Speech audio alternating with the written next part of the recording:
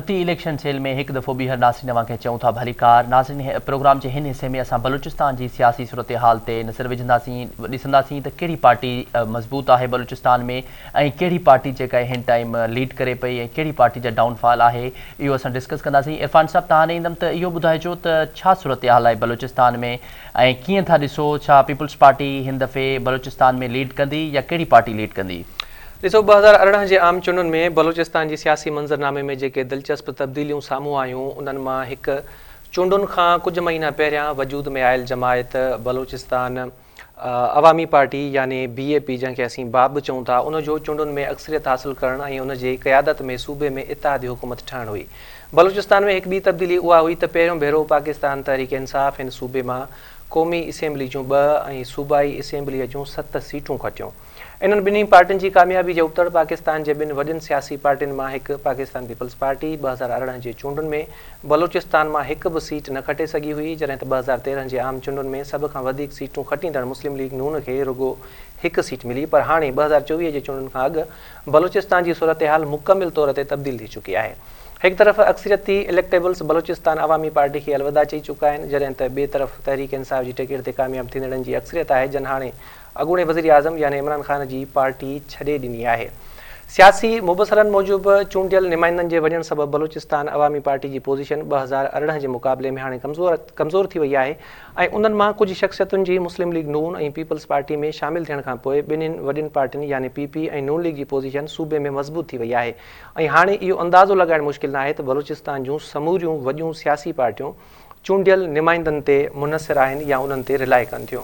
1970 खां पोइ बलूचिस्तान में वोटिंग जे रुझान ते नज़र विझण सां असांखे मालूम थिए थो त सूबे में मुस्तक़िल ऐं मुस्तहकिम वोट बैंक क़ौम परस्त ऐं मज़हबी सियासी पार्टियुनि जो आहे, जिन में देवबंदी फ़िरक़े सां तालुक़ रखंदड़ JUI फज़लुर रहमान ग्रुप बि शामिल आहे। इन खां सवाइ क़बाइली ऐं बाअसर ख़ानदाननि जा माण्हू बि वॾे अंग में वोट हासिल कंदा रहिया आहिनि। क़ौम परस्त पार्टियुनि में बलूचिस्तान नेशनल पार्टी जो मुख़्तलिफ़ बलोच आबादी वारनि इलाइक़नि में वोट बैंक आहे। पश्तूनख्वा मिली अवामी पार्टी खे पश्तून आबादी इलाइक़नि में वधीक सीटूं मिली रहियूं आहिनि, जॾहिं त अवामी नेशनल पार्टी बि हितां खां सीटूं खटे रही आहे। क़ौम परस्त पार्टियुनि जे मुक़ाबले में JUIF ॿिन्ही वॾी आबादी वारनि इलाइक़नि मां सीटूं हासिल करे रही आहे, जॾहिं त इहा पार्टी घणे भाङे सीटूं पश्तून आबादी वारनि इलाइक़नि मां हासिल कंदी रही आहे। मुल्की सतह ते सियासत में हिसो वठंदड़ पार्टियुनि में पीपल्स पार्टी जो सिंध जे सरहद सां लॻल बलूचिस्तान जे कुझु इलाइक़नि में वोट बैंक आहे, पर बलूचिस्तान में पीपल्स पार्टी ऐं नून लीग ॿई हिते हुकूमतूं ठाहिण लाइ इलेक्टेबल्स ते भरवसो कंदियूं रहियूं आहिनि। गुज़िरियल आम चूंडुनि में तहरीक इंसाफ़ खे बलूचिस्तान मां पहिरियों भेरो सीटूं मिलियूं हुयूं। आम तासुर इहो बि आहे त सूबे में क़ौमी असेंबली जे सीटनि जो अंग तमामु घटि आहे, इन करे वॾियूं पार्टियूं सूबे खे अहमियत नथियूं ॾियनि। नई वरी इन्हनि जमायतुनि जा बलूचिस्तान में पंहिंजे कारकुननि खे मुतहरिक करणु या पंहिंजी तंज़ीमी ढांचे खे मज़बूत करण में कॾहिं का संजीदगी ॾेखारी आहे। इन्हनि जमायतुनि सदाईं बलूचिस्तान में रुगो इलेक्टेबल्स ते भरवसो कयो आहे, जेके हर 5 या 10 सालनि खां पोइ पंहिंजूं वफ़ादारियूं तब्दील कंदा आहिनि ऐं क़ौमी जमायतूं खे क़बूल बि करे वठंदियूं आहिनि। ताज़ो ई नून लीग ऐं पीपल्स पार्टी बलूचिस्तान में वॾे अंग में इलेक्टेबल्स जी हिमायत हासिल करण में कामयाब थी वियूं आहिनि। हिकु ख़्याल वरी इहो बि आहे त बलूचिस्तान में क़ौमी सतह जे पार्टियुनि जी अदम दिलचस्पी जो सबबु वफ़ाक़ी निज़ाम आहे, जंहिंमें ख़ामियूं आहिनि। अक्सरियती निज़ाम क़ौमी पार्टियुनि खे हिन सूबे में दिलचस्पी वठण या ख़्याल रखण जी हिमत ई नथो ॾिए। बलूचिस्तान जूं क़ौमी असेंबली जूं सीटूं रुगो 19 आहिनि, जंहिं करे सूबे खे घणो ध्यानु नथो मिले ऐं वरी ॿियो ख़्याल इहो बि आहे त बलूचिस्तान में क़ौमी पार्टियूं ॿिन्ही जाइ इन्हनि लाइ बि न ठाहे सघियूं आहिनि, छो त बलूचिस्तान ऐं ॿियनि सूबनि जी भेट में अर्बन सोसाइटी न आहे। ॻोठाणी समाज सरदारनि ऐं बुज़ुर्गनि जा 1970 ताईं क़ौम परस्त पार्टियुनि सां लाॻापा हुआ, छाकाणि त क़ौम परस्त वसीलनि ते अख़्तियार जी ॻाल्हि कंदा हुआ। पख्तून आबादी वारनि इलाइक़नि में बि क़बाइली निज़ाम आहे, पर JUI हिकु मुतबादिल तौरु उभरी आहे जंहिं क़ौम परस्त पार्टियुनि जी पोज़ीशन खे कमज़ोर करे छॾियो आहे। इहा सॼी सूरत हाल आहे बलूचिस्तान में सियासत जी। हाणे वरी रिसेंटली जेका पाण चऊं त गुम थियल माण्हुनि बाबति जेका कमेटी हुई ऐं उहे जॾहिं धरणे ते आया ऐं धरणे खां पोइ उहा कमेटी महारंग बलोच जी सरबराही में जॾहिं बलूचिस्तान वापसि वई आहे ऐं उते जंहिं तरीक़े सां उन्हनि जो इस्तक़बाल कयो वियो आहे ऐं जंहिं तादाद में माण्हू निकिता आहिनि, इहो बि हिकिड़ो वॾो सवालिया निशान आहे त हिन भेरे जेके सदाईं बलूचिस्तान जा सरदार या सरदारी निज़ाम जेको इलेक्शन में जॾहिं कंहिं सियासी जमायत जी हिमायत कंदो आहे त ज़ाहिरी ॻाल्हि आहे वोट पवंदो आहे, उनखे सीटूं मिलंदियूं आहिनि। पर हाणे जेको बलूचिस्तान जो माण्हू आहे, जेको बलूचिस्तान जो अवाम आहे, उन जी हिन भेरे जेका सोच आहे उहा मुख़्तलिफ़ रिपोर्ट थी आहे ऐं जेका ही कमेटी हुई इस्लामाबाद खां जेका वापसि वई आहे बलूचिस्तान में ऐं उते जंहिं तरीक़े सां इस्तक़बाल थियो आहे त मुंहिंजो जेको ज़ाती ख़्यालु आहे त जेको सरदारी निज़ाम आहे या पाकिस्तान बलूचिस्तान जी सियासत जो जेको वोट आहे जेको शख़्सी बुनियाद ते बीठल हुयो उनखे हाणे ख़तरो आहे ऐं मुमकिन आहे त 2024 जूं हीअ इलेक्शन्स जेके थियण पियूं वञनि इन में को असांखे वॾो अपसेट या सरप्राइज़ मिली सघे थो। गॾोगॾु असांजूं जेके टई वॾियूं सियासी पार्टियूं आहिनि पाकिस्तान पीपल्स पार्टी थी वई, पाकिस्तान मुस्लिम लीग नून थी वई ऐं पाकिस्तान तहरीक इंसाफ़ थी वई, उन्हनि खे बि जेको आहे सो इन मामले ते थोरो फोकस करिणो पवंदो ऐं पंहिंजी जेका पॉलिटिकल स्ट्रेंथ आहे उनखे वधीक सगारो करिणो पवंदो। इन मामले ते वधीक पाण ॻाल्हि ॿोल कंदासीं। सीनियर सहाफ़ी तज़िया निगार अयूब तरीन साहब असां सां लाइन ते मौजूदु आहे। तरीन साहब अस्सलाम वालेकुम। अस्सलाम वालेकुम सर। जी जी वालेकुम सलाम। तरीन साहब आपका बहुत बहुत शुक्रिया। हम जानना चाहेंगे आपसे कि बलूचिस्तान का इस वक्त सियासी मंजरनामा क्या है? जी बिल्कुल, मुल्क के दिगर हिस्सों की तरह बलूचिस्तान की अगर हम बात करें तो यहाँ बहुत ज्यादा इंतखाबी जो सिलसिला है वो उस तरह नहीं है जो होना चाहिए था।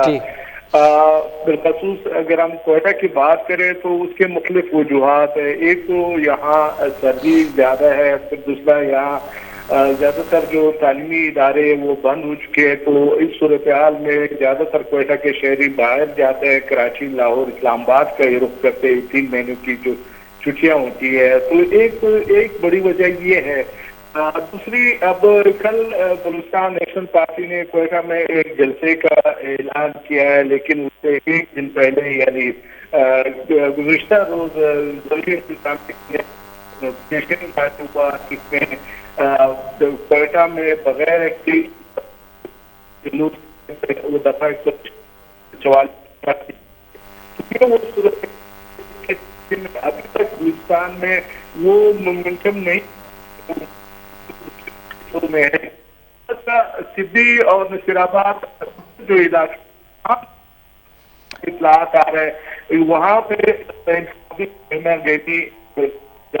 तरीन साहब आपकी आवाज़ जो है वो डिस्कनेक्ट हो रही है। हम अपनी टीम से गुजारिश करेंगे कि वो दोबारा आपको कॉल मिलाएं ताकि हम आपको ठीक तरह से सुन पाएँ। बाक़ी हेल ताईं जेका अयूब तरीन साहब ॻाल्हि ॿोल कई आहे त आम चूंडुनि में जेको चूंडुनि जो चहचटो हूंदो आहे, जेको वलवलो हूंदो आहे या अवाम में जेको जोशो ख़रोश हूंदो आहे उहो हिन भेरे बलूचिस्तान में ॾिसण वटां न पियो मिले। उनजो हिकिड़ो कारण त असांखे इहो ॿुधायो वियो त बलूचिस्तान में जेका थधि जी लहर आहे उहा तमामु घणी तेज़ आहे। काफ़ी सारा जेके स्कूल्स आहिनि उहे बंदि थी विया आहिनि ऐं इहो ई चैलेंज हूंदो वरी 2024 जो जेके आम चूंडूं 8 फेबरवरी ते थींदियूं, वॾे मां वॾो चैलेंज माण्हुनि खे कढणु हूंदो, ख़ासि तौर ते अहिड़नि इलाइक़नि में जिते थधि जी लहर तमामु घणी आहे, जीअं बलूचिस्तान थी वियो ऐं ख़ैबर पख्तूनख्वा थी वियो। सो टर्न आउट जेको आहे सो माज़ी जी आहिनि भेरे बि मैटर कंदो ऐं सियासी जमायतुनि जे लाइ इहो वॾो चैलेंज हूंदो त अहिड़ी सर्दीअ में, अहिड़े सियारे में, अहिड़ी थधि में माण्हुनि खे जेको आहे सो उहो ॿाहिरि कढिजे, उन्हनि खां वोट ॾियारिजे। तरीन साहब ने हमें दोबारा ज्वाइन किया है। तरीन साहब आपको आवाज़ ठीक आ रही है अब हमारी? जी जी, हेलो, आवाज़ आ रही? जी जी जी। तरीन साहब हम जानना चाहेंगे कि इस बार जो 2 बड़ी सियासी जमायतें हैं, पाकिस्तान मुस्लिम लीग नून और पाकिस्तान पीपल्स पार्टी, उन्होंने बलूचिस्तान में दिलचस्पी ली है, उनकी एक्टिविटीज़ भी आ रही हैं, तो आप क्या समझते हैं इस मरतबा बलूचिस्तान की हवाओं का रुख किस तरफ है? बिल्कुल, जिस तरह अगर हम बात करें दोनों बड़ी सियासी जमातें जो है पाकिस्तान मुस्लिम लीग और पीपल्स पार्टी, उन्होंने पहली बार जो है बलूचिस्तान में दिलचस्पी दिखाई है। इससे पहले इस तरह कभी हुआ था। हम जो आम लोगों से अगर हम बात करेंगे तो उनका झुकाव वो शायद दोनों जमातों की तरफ इतना ज्यादा नहीं है जितना बाज़ाहिर नजर आ रहा है, लेकिन जो दिगर पार्टियां हैं उनका भी ये किसी एक कोशिश हो रही है या एक मंजर पेश किया जा रहा है कि जिस तरह लग रहा है कि आइंदा जो हुकूमत बनेगी तो उनमें पीपल्स पार्टी और मुस्लिम लीग नून के दरमियान ही रस्साकशी होगी, ताकि उलमा इस्लाम जो एक मजहबी जमात है उनके जरिए कहा जा रहा है कि हो सकता है वो जमात उलमा इस्लाम को जो फैसला हो, क्योंकि जमात के वो ज्यादा है, और यही वो होता है कि मौलाना फजल रहमान साहब भी अपना डेरा इस्माइल खान से अपना हल्का के साथ साथ यहाँ भी आ गए, क्योंकि उन्हें कहा जा रहा है कि उन्हें वहाँ खौफ था हारने का। तो ये वो वजह है कि वो पशीन से आके खड़ा हो गया। और दूसरा ये कि ऐसा लग रहा है अभी जो हमारे पास जो इतलात है कि मुस्लिम लीग नून की बहुत ज्यादा कोशिश है कि वो यहाँ पे कोई मखलूत हुकूमत बना ले। ताहम पीपल्स पार्टी की तरफ से भी बहुत ज्यादा कोशिशें की है कि तो यहाँ बलोच नेशनलिस्ट है या पश्तून नेशनलिस्ट जो जमातें हैं उनके साथ मिलकर एक ऐसी मखलूत हुकूमत बना जो बलूचिस्तान के अवाम के मसाइल, जिस तरह बिलावल भुट्टो साहब ने एक बलूचिस्तान अवाम के लिए एक मंशूर का ऐलान किया था तुर्बत में कि वो बलूचिस्तान के लोगों को रोजगार देंगे और बलूचिस्तान का जो मसाइल है वो और उनके तरजीहात में शामिल होंगे।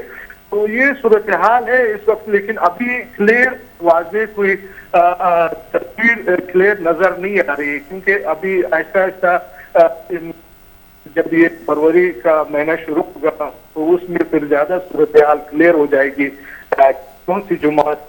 अच्छा अयूब साहब, ये बताइएगा कि अभी जिस तरीके से हमने देखा कि जो अभी पॉलिटिकल एक तो सिचुएशन चल रही है, लेकिन अभी जैसे जिस तरीके से हमने देखा कि डॉक्टर माहरंग बलोच का जो काफिला था वो इस्लामाबाद गया और वहीं से अपसेट होकर वापस आ गया, उनका जो मुतालबा था वो भी पूरा नहीं हुआ, रास्ते में उनके साथ जो टार्चर किया गया या सिक्योरिटी फोर्सेस की जानिब से जो भी हुआ, बहरहाल तो क्या समझते हैं ये इस बार नेगेटिव इम्पैक्ट पड़ेगा बलूचिस्तान की जो पॉलिटिकल पार्टीज हैं? इसी में ही सर मैं एक चीज ऐड करना इसी में मैं सर एक चीज ऐड करना चाहूंगा तरीन साहब, इसी में मैं एक चीज ऐड करना चाहूंगा। बलूचिस्तान में कौम परस्त और मजहबी वोट जो है वो ज्यादा है। ये जो मेरे भाई ने सवाल किया है को होस्ट ने आपसे, आप समझते हैं इसमें कौम परस्त वोट जो है उसका एडिशन हो गया है इसके बाद?